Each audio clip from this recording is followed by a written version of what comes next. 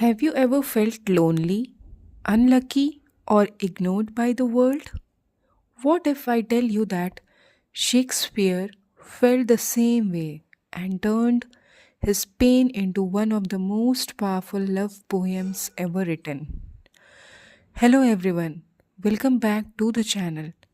Today we are diving deep into Shakespeare's Sonnet 29, a sonnet that begins with despair, jealousy, and self hatred, but ends in hope, love, and emotional healing. In this video, you will get clear explanation, line by line meaning, important themes, and emotions.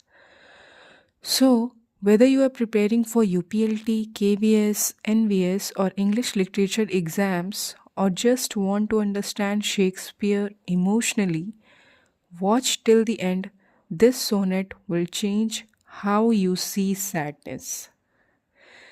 So, as you can see, the sonnet 29, this is the most famous sonnet, and the next sonnet will be 138. And today we are going to start the poetry section of LT grade exam and all the UPTGT PGT exam. So, let us start by explaining line by line. Line first. When in disgrace with fortune and men's eyes.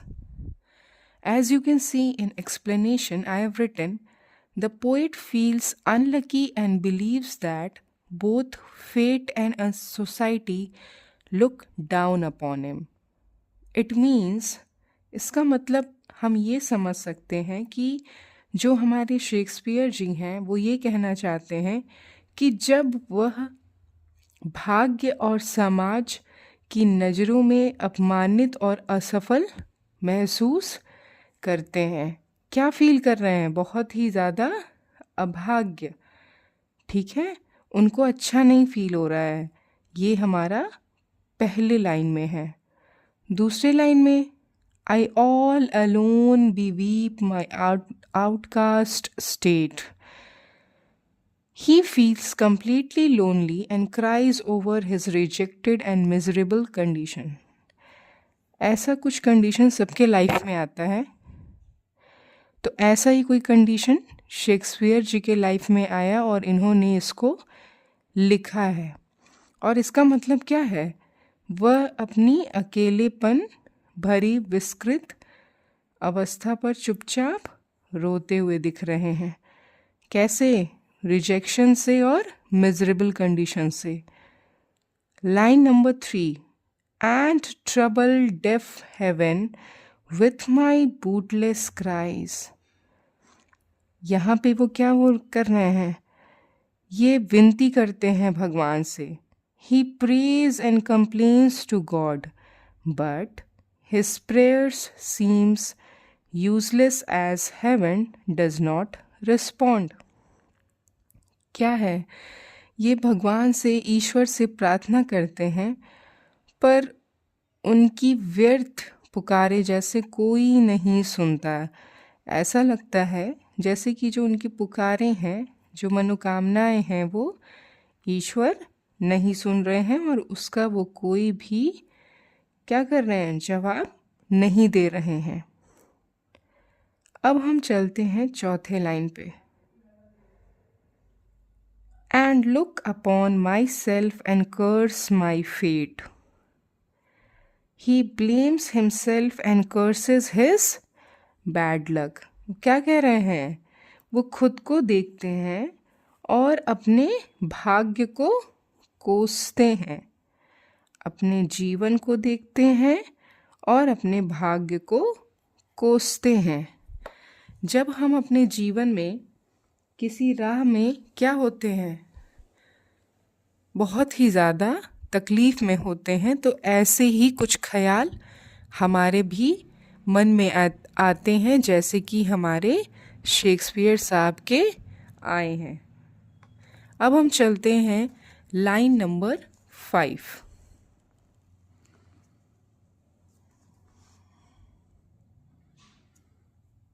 चलिए, wishing me like to one more rich in hope. इसका मतलब he wishes he were like someone more hopeful and fortunate. वो सोच रहे हैं कि काश कि वो ऐसे व्यक्ति होते जो अधिक आशावादी होते हैं। ऐसे व्यक्ति जो अधिक ही आशावादी होते हैं, बहुत ही उम्मीदों से भरे होते हैं। Line number 6, featured like him friends possessed. क्या सोच रहे हैं? He desires good looks and loyal friends like others have. और ये क्या सोच रहे हैं कि वो दूसरों की जो सुंदरता है और जो मित्रता है, जो दोस्ती है, उससे उनको बहुत ही ज़्यादा ईर्ष्या होती है, यानी कि जलन होती है कि कोई क्यों इतना सुंदर दिखता है या किसी को कैसे इतना अच्छा मित्र मिलता है। अब हम बढ़ते हैं line number 7, desiring this man art and that's man's scope. क्या बोल रहे हैं? He envies others for their talents and opportunities. वो ये कहना चाह रहे हैं कि उन्हें जो है किसी की कला या किसी की क्षमताएं चाहिए। जैसे दूसरों को है, उनके पास टैलेंट्स हैं, अपॉर्चुनिटीज़ हैं, वैसा ही कुछ इनकी भी इच्छा है कि इनको भी मिले। अब हम चलते हैं line number 8, with what I most enjoy contented least. इस लाइन का मतलब he feels dissatisfied even with the things he once enjoyed. जैसे जिन बातों से यह सामान्यतः खुश रहते थे, उससे अब क्या हो रहा है इनको? उससे अब बहुत ही ज़्यादा कम संतुष्टि मिलती है। ठीक है, जिन बातों को लेके ये या जिस अवस्थाओं को लेके ये बहुत ही ज़्यादा खुश होते थे, ही वंस एंजॉयड। ठीक है, नाउ ही फील्स डिससेटिस्फाइड। अब हम चलते हैं line number 9, yet in these thoughts myself almost despising. अब जैसे कि वो सोच रहे हैं, ये क्या कह रहे हैं? While thinking like this he nearly begins to hate himself.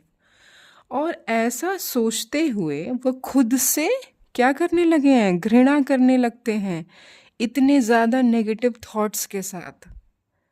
ठीक है, अब देखिए लाइन नंबर 10, इसमें क्या कहते हैं? Happily I think on thee and then my stay.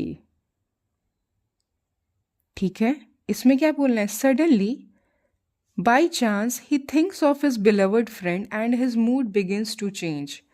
और अचानक से इनका क्या हो रहा है? दिमाग चेंज हो जाता है और अपने प्रिय व्यक्ति के बारे में सोचने लगते हैं।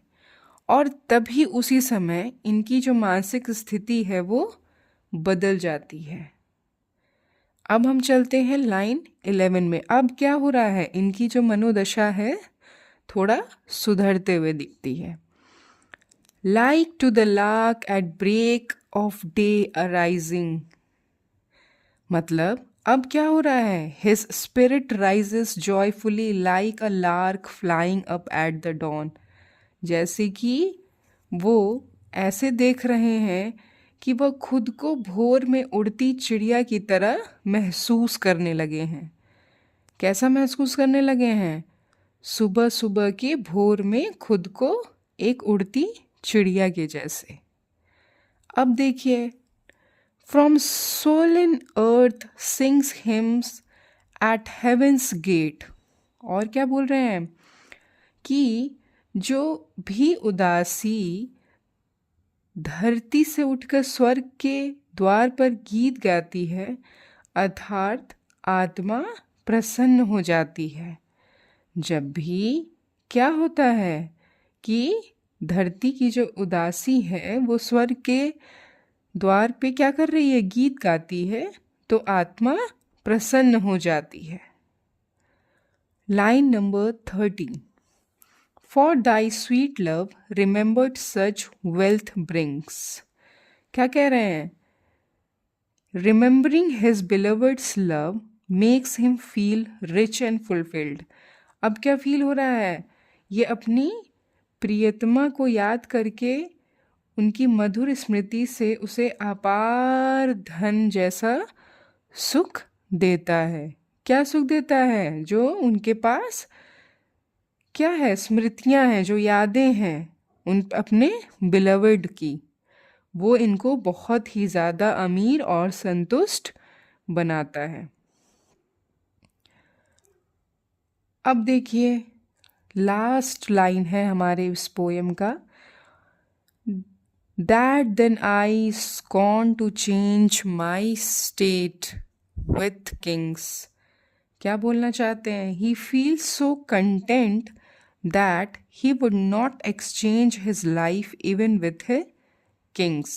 मतलब वो उस जो प्रेम वो करते हैं, उस प्रेम के कारण वह राजाओं से भी अपनी हालात बदलना नहीं चाहते। ठीक है, मतलब कि उनको ये भी कह दिया जाए कि आप राजा की तरह रहिए, तो भी वो नहीं रहना चाहते हैं, सिर्फ और सिर्फ अपने प्रेम के कारण।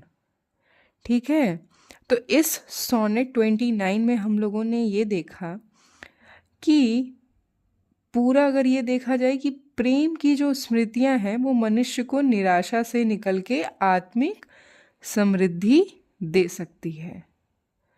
तो ये जो है हमारा 14 लाइंस का पोएम, ये ऑलमोस्ट कंप्लीट हो गया। तो आज का वीडियो छोटा सा है, इसको कंक्लूड कर लेते हैं कि that Shakespeare sonnet 29 teaches us a timeless truth, one loving thought can defeat 1,000 sorrows, from feeling rejected by society to feeling richer than kings. This sonnet shows how love has the power to transform misery into joy. That is why Sonnet 29 is not just poetry, it is therapy written in verse. If this explanation helped you understand Shakespeare better, like this video, comment your favorite line, subscribe to the channel for more exam-focused literature videos, and share it with friends who think Shakespeare is difficult. Because here English literature is not boring, it's emotional, easy and exam ready. In next class I will give you MCQs of this poem. Thank you class. Jai Hind.